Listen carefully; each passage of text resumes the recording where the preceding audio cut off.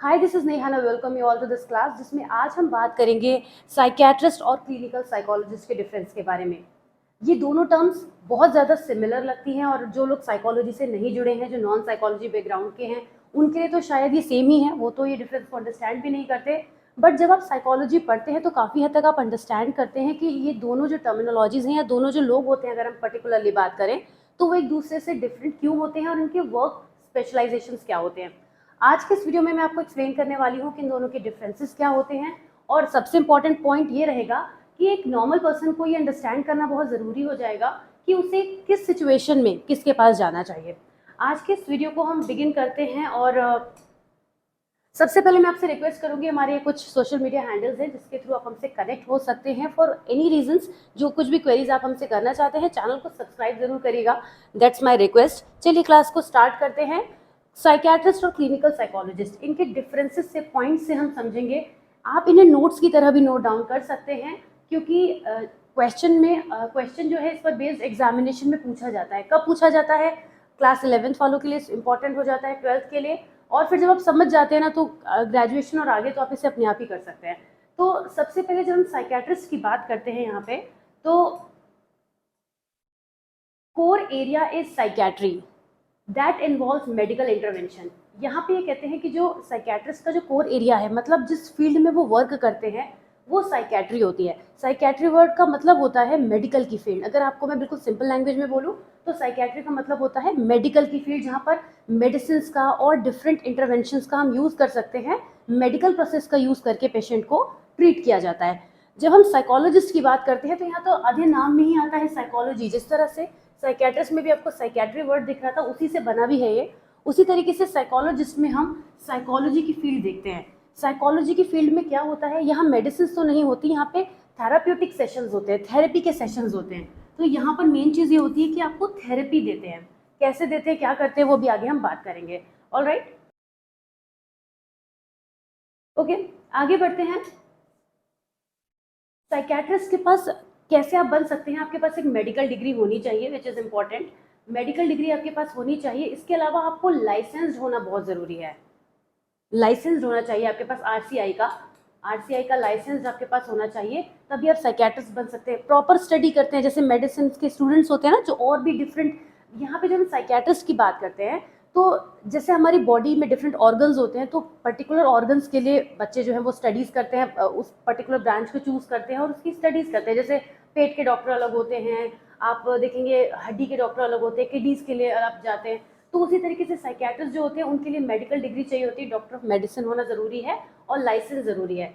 Clinical psychologist के case में भी यही चीज़ होती है कि उनके पास पोस्ट ग्रेजुएट डिग्री होनी ज़रूरी है और पीएचडी साइकोलॉजी में होनी ज़रूरी है। इसके अलावा प्रैक्टिस लाइसेंस भी होना चाहिए उनके पास, प्रैक्टिस करने के लिए लाइसेंस का होना ज़रूरी है। क्लिनिकल साइकोलॉजिस्ट में जो वर्ड क्लिनिक आता है ना, अक्सर ये बच्चों को फील कराता है they are working in a clinic, और क्लिनिक सेटअप में ही साइकियाट्रिस्ट भी बैठते हैं। दोनों का ही वर्क जो होता है, एक कह सकते हैं जो सेटअप होता है वो सिमिलर लगता है देखने में, लेकिन साइकियाट्रिस्ट मेडिसिन या मेडिकल इंटरवेंशन का यूज़ करते हैं, जबकि क्लिनिकल साइकोलॉजिस्ट अपने क्लिनिक में दूसरी चीज़ों का इस्तेमाल करते हैं। ओके, साइकियाट्रिस्ट जो होते हैं they can diagnose and treat mental illness with medication. दोनों ही मेंटल इलनेस पे वर्क करते हैं, ये आप समझ लीजिए। दोनों ही मेंटल इलनेस पे वर्क करते हैं, ये भी मेंटल इलनेस पे वर्क करते हैं किसी पर्सन की, पर तरीके बदल जाते हैं। इनका तरीका है मेडिकेशन की हेल्प से, और क्लिनिकल साइकोलॉजिस्ट का तरीका है डिफरेंट थेरेपीज देकर। और वो थेरेपीज बहुत सारी होती हैं, सीबीटी हो गया, आरईसी हो गया, बहुत सारी थेरेपीज होती है जिनको प्रॉपर स्टडी करते हैं through out their career. Okay, चलिए आगे बढ़ते हैं। साइकियाट्रिस्ट का जो मेजर एरिया ऑफ वर्क है वो है moderate to extreme level of mental health. अगर हम कैटेगराइज कर लें इस तरीके से, मतलब ये हो गया लोअर लेवल, ये हो गया मॉडरेट लेवल, और ये हो गया सीवियर लेवल, एक्सट्रीम लेवल। तो यहाँ पर और यहाँ पर हमें साइकियाट्रिस्ट की ज़रूरत होती है, और इस पर्टिकुलर की बात करें तो यहाँ पे हमें क्लिनिकल साइकोलॉजिस्ट की ज़रूरत होती है। ये क्लिनिकल साइकोलॉजिस्ट का एरिया हो गया, और बाकी ये दोनों साइकियाट्रिस्ट के एरियाज हो गए। तो इनका मेजर एरिया ऑफ वर्क होता है कि moderate to extreme level of mental health. जब प्रॉब्लम इस तरह की हो जाए कि वो किसी भी सिचुएशन, किसी भी थेरेपी से सॉल्व नहीं हो रही है, तब आप क्या करते हैं? साइकियाट्रिस्ट के पास जाते हैं। Clinical psychologist major area of work is mental health ही है, but can deal with other life issues related to mental health. अब पॉइंट ये उठता है कि अदर लाइफ इश्यूज क्या हो सकते हैं जो कि मेंटल हेल्थ से रिलेटेड है। ओके, अदर इश्यूज हो सकते हैं कि जब पर्सन की मेंटल हेल्थ बहुत वीक होती है तो वो अपने वर्क प्लेस पे मैनेज नहीं कर पाता, अपने रिलेशनशिप्स को मैनेज नहीं कर पाता। तो ये सब कुछ क्लिनिकल साइकोलॉजिस्ट अपनी थेरेपीज के थ्रू, डिफरेंट इंटरवेंशंस हो सकते हैं, टॉक थेरेपीज हो सकती हैं, उनके थ्रू वो देखेंगे कि पर्सन की नीड क्या है, उस पर कंप्लीटली डिपेंड करेगा। तो इन सब चीज़ों को ये क्लिनिकल साइकोलॉजिस्ट हैंडल करते हैं। पर क्वेश्चन ये उठता है, तो क्या साइकियाट्रिस्ट ऐसा नहीं कर सकते? इसका एक बहुत इंटरेस्टिंग जवाब आपको इसी स्लाइड में आगे मिलेगा, पर फिर भी मैं आपको ये बता दूं, वो भी ऐसा कर सकते हैं, राइट? ऐसा नहीं कि वो नहीं कर सकते। डिपेंड करता है कि जो हमारा क्लाइंट है, पेशेंट है, वो किसके पास गया है। अगर वो साइकियाट्रिस्ट के पास गया है और वो देख रहे हैं उसकी प्रॉब्लम कैसी है, तो उस हिसाब से वो बात करेंगे। इस बारे में भी आगे बात करेंगे। तो आपने ये समझा कि साइकियाट्रिस्ट का जो एरिया ऑफ वर्क है वो मॉडरेट टू एक्सट्रीम है, जबकि क्लिनिकल साइकोलॉजिस्ट का यहाँ पे बेसिक लेवल है। अब यहाँ पे एक चीज़ मैं आपको और ऐड ऑन करना चाहूँगी। जैसे मान लीजिए आपके साथ कोई छोटी मोटी प्रॉब्लम होती है, तो आप अपने फ्रेंड से बात करते हैं, या मान लीजिए हेल्थ इश्यूज़ की बात करते हैं, अबाउट द फिजिकल इलनेस। आपको कोई छोटी मोटी प्रॉब्लम होती है तो आप सबसे पहले क्या करते हैं? आपके घर में एक मेडिकल बॉक्स होगा, आप मम्मी से पूछते हैं, बड़ों से पूछते हैं कि क्या करें, कौन से मेडिसिन लें हम, या किस तरीके से करें। हो सकता है वो कोई घरेलू इलाज बता दें, तो आप उस प्रॉब्लम को ठीक करने की कोशिश करते हैं। लेकिन जब वो प्रॉब्लम बढ़ने लग जाती है तो आप क्या करते हैं? तब आप अपने डॉक्टर खुद नहीं बनते, आप डॉक्टर के पास जाते हैं। यही सिनेरियो है क्लिनिकल साइकोलॉजिस्ट, साइकियाट्रिस्ट का, कि वो मेंटल हेल्थ के डिग्रीज को देखते हुए, लेवल को देखते हुए चेक करते हैं। ऑलराइट, आगे बढ़ते हैं। अब बेसिक सा है ये पॉइंट, ये तो सबको पता ही होना चाहिए कि साइकियाट्रिस्ट मेडिसिन दे सकते हैं। हालांकि ये पॉइंट बहुत सिंपल लगता है देखने में, लेकिन आपको बहुत सारे स्टूडेंट्स, बहुत सारे लोग इतने कंफ्यूज करने वाले मिलेंगे। उन्हें लगता है कि क्लिनिकल साइकोलॉजिस्ट में क्योंकि वर्ड क्लिनिकल आ गया है तो वो भी मेडिसिन दे सकते हैं, लेकिन यही पॉइंट यहाँ पर इंपॉर्टेंट हो जाता है। Even though I could have said in words, मैंने इसको भी नोट्स की तरह से, पॉइंटर की तरह मेंशन किया है, और आप भी अपने आंसर में इसको जरूर इंक्लूड करिए कि जो साइकोलॉजिस्ट होते हैं ना, वो किसी भी कीमत पर मेडिसिन दे नहीं सकते, even if they are clinical psychologist. क्योंकि आपको मालूम है साइकोलॉजिस्ट बहुत तरीके के होते हैं, जैसे कि एजुकेशनल साइकोलॉजिस्ट, राइट, जो काउंसलिंग साइकोलॉजिस्ट, बहुत सारे तरीके के होते हैं, sports psychologist, there are a variety of psychologist. कोई भी मेडिसिन नहीं दे सकता। अगर मैं आपसे पूछूं कि क्या एजुकेशनल साइकोलॉजिस्ट जो होते हैं, काउंसलर्स जो होते हैं, can they give you medicine, आप सिंपली कह देंगे यस। लेकिन अगर नॉलेज नहीं है ना, तो क्लिनिकल साइकोलॉजिस्ट में बच्चा कंफ्यूज हो जाएगा। नहीं, क्लिनिक वर्ड लगा है तो शायद वो दे सकते होंगे। Don't get confuse with this point कि क्लिनिकल साइकोलॉजिस्ट भी मेडिसिन नहीं दे सकते। ऑलराइट, आगे बढ़ते हैं नेक्स्ट स्लाइड की तरफ। A psychiatrist can play role of a psychologist. ये पॉइंट बहुत इंपॉर्टेंट है, इंटरेस्टिंग भी है, समझिएगा, मजा आएगा। कि जो साइकियाट्रिस्ट होते हैं ना, they can play the role of a psychologist as per the need of the client. यही मैं बात कर रही थी कि अभी मैं आपको एक्सप्लेन करूंगी। पहले पूरा पढ़ लेते हैं। Clinical psychologist can not work as a psychiatrist. भाई क्यों नहीं कर सकते? क्योंकि they can not give medicine, medicine नहीं दे सकते, और यही उनका सबसे पावरफुल टूल है। लेकिन जो साइकियाट्रिस्ट हैं वो थेरेपीज दे सकते हैं, राइट, वो थेरेपीज में बेसिक चीज़ों को यूज कर सकते हैं। पूरी तरीके से डिपेंड करेगा कि what is the need of their client. मान लीजिए एक पर्सन है, अब हर कोई तो साइकियाट्रिस्ट और क्लिनिकल साइकोलॉजिस्ट का फर्क नहीं जानता। उसको लग रहा है कि मुझे बहुत ज़्यादा एंगर इश्यूज रहते हैं, शायद मेरे साथ कोई बहुत सीरियस मेडिकल प्रॉब्लम है, मेंटल इशू है, I should go to a psychiatrist. वो पहुंच गया, साइकियाट्रिस्ट ने डायग्नोस किया, और उसको ये रियलाइज हुआ कि नहीं, इसको मेडिसिन की जरूरत है, इसको डिस्कशन की थेरेपी की ज़रूरत है, और टॉक थेरेपी की ज़रूरत है। मैं इसको थोड़ा काउंसिल करूंगा, क्योंकि आप देखिए साइकियाट्रिस्ट ज़बरदस्ती मेडिसिन नहीं देंगे आपको, वो आपकी प्रॉब्लम को पहले एनालाइज करेंगे ऑफकोर्स। तो साइकियाट्रिस्ट ने नोटिस किया कि इसको इतना मेडिसिन की ज़रूरत नहीं है। तो अब उन्होंने क्या किया, उन्होंने एक तरीके से क्लिनिकल साइकोलॉजिस्ट वाला वर्क यहाँ पे कर दिया।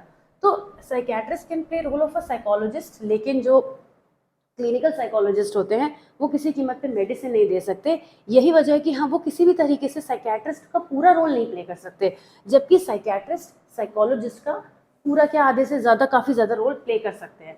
ठीक, आगे बढ़ते हैं, नेक्स्ट पे आते हैं।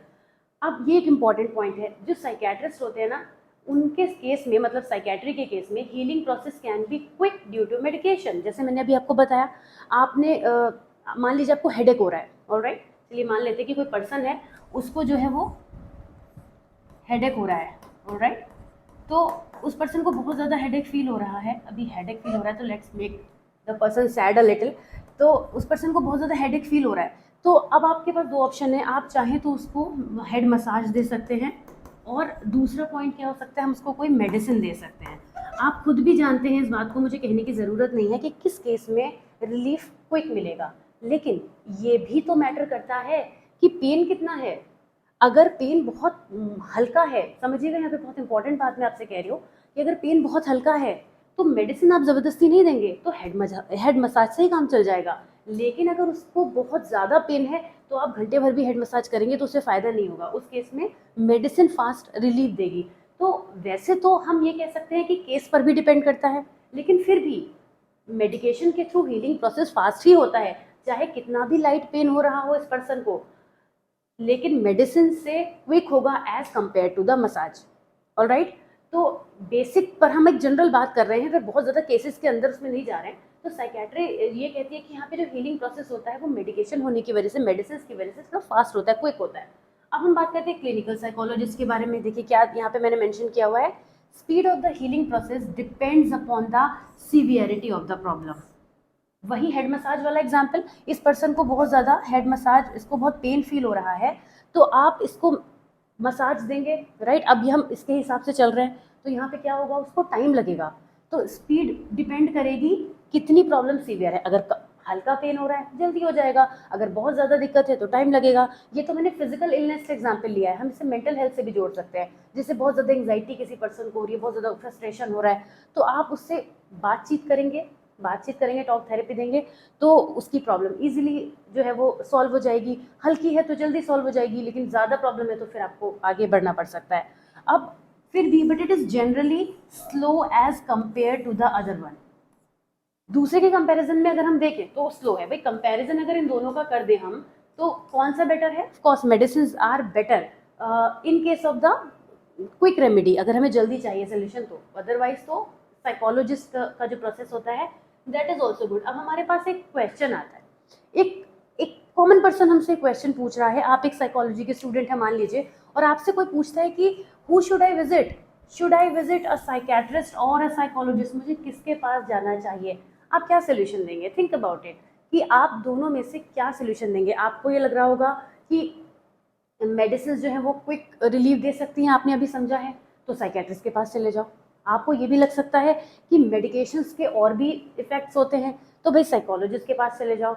लेकिन ये दोनों ही थॉट्स अपनी जगह पर मैटर कर एग्जिस्ट तो करते हैं, लेकिन इंपॉर्टेंस रेलेवेंस नहीं रखते हैं। किस तरीके से मैं बताऊंगी आपको। हमें ये देखना होगा कि पर्सन की पहले सीवियरिटी कितनी है, प्रॉब्लम कितनी है। अगर हम एक साइकोलॉजी के स्टूडेंट हैं, हम किसी को गाइड कर रहे हैं, तब तो हम ये देख भी सकते हैं। लेकिन अगर एक कॉमन पर्सन है जो ये सोच रहा है मुझे किसके पास जाना चाहिए, उसे पहले साइकोलॉजिस्ट के पास जाना चाहिए। ऐसा क्यों है? उसका रीज़न है कि जो साइकोलॉजिस्ट होते हैं ना, वो आपको थेरेपीज देंगे और वो आपकी प्रॉब्लम डायग्नोस करेंगे, राइट। साइकोलॉजिस्ट जो है वो आपकी प्रॉब्लम को डायग्नोस करेंगे इफ़ इट इज़ सीवियर।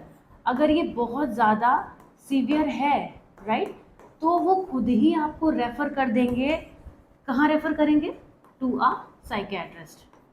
वो खुद ही आपको एक साइकेट्रिस्ट के पास रेफ़र कर देंगे कि आपकी प्रॉब्लम को हमारे थेरेपीज से नहीं किया जा सकता। इसका एग्जांपल मैं आपको देती हूँ। जैसे कोई पर्सन जो है वो थेरेपीज के बाद भी ठीक नहीं हो पा रहा है, टॉक सेशंस वर्क नहीं कर रहे हैं, बहुत सारी सीबीटी है, कुछ भी अप्लाई किया गया नहीं वर्क कर रहा है, रिक्वायरमेंट है, तो ऐसे में क्या करेंगे? साइकोलॉजिस्ट जो है वो मेडिसिन को ट्राई करेंगे, या फिर ट्राई तो नहीं कर सकते, they will suggest them to go to a psychiatrist. तो अगर एक कॉमन पर्सन जब नहीं उसकी समझ में आता है और वो थोड़ा पैनिक भी है कि पता नहीं मेडिसिन का क्या इफेक्ट होगा, तो उस केस में उसको क्विकली साइकोलॉजिस्ट के पास चले जाना चाहिए। That is the best way to go. Alright, तो ये था हमारा आज का क्लास, जिसमें हमने बात की कि साइकेट्रिस्ट और क्लिनिकल साइकोलॉजिस्ट में बेसिक डिफरेंस क्या होता है। आई होप आपको ये वीडियो समझ में आया होगा और पसंद भी आया होगा। If you have found it useful, then please press the like button and also share this important and relevant information with your friends, and keep supporting and keep showing the love which you always do. Thank you so much. I'll see you soon in the next video. Till then, take care. Bye bye.